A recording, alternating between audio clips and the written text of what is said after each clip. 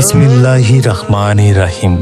হাজী সাহেবদের উদ্যোগে সকল বিদেহী রুহের মাগফিরাত কামনায় আগামী 4 জানুয়ারি 2026 রোজ রবিবার বাদ আসর হইতে এক বিশাল ওয়াজ ও দোয়া মাহফিলের আয়োজন করা হয়েছে। স্থান নাজিরপুর পুরাতন গোরস্থান আলহাজ মোহাম্মদ আতাহার মোল্লার বাড়ি সংলগ্ন রাজাবাড়িহাট, রাজশাহী। উক্ত ওয়াজ ও দোয়া মাহফিলে সভাপতিত্ব ও মুনাজাত পরিচালনা করবেন সৈয়দ খাজা নহিউদ্দিন আহমদ নূহ কালিমী পীর সাহেব, বিশ্ব আশেক মঞ্জিল ওহদিয়া কালেমিয়া দরবার শরীফ, নাজিরপুর।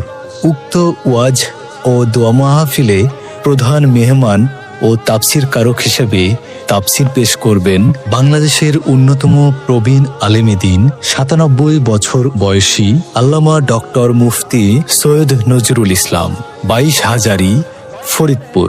এছাড়াও বিশেষ আকর্ষণ ও তাফসির কারক হিসেবে তাফসির পেশ করবেন ডক্টর সৈয়দ নজরুল ইসলামের সুযোগ্য সন্তান হযরত মাওলানা জাফর আহমদ ওসমানী।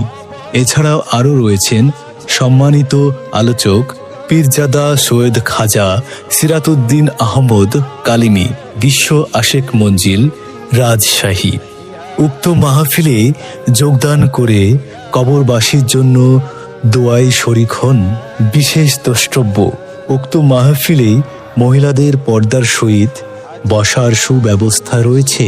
সার্বিক সহযোগিতায় অত্র এলাকাবাসী।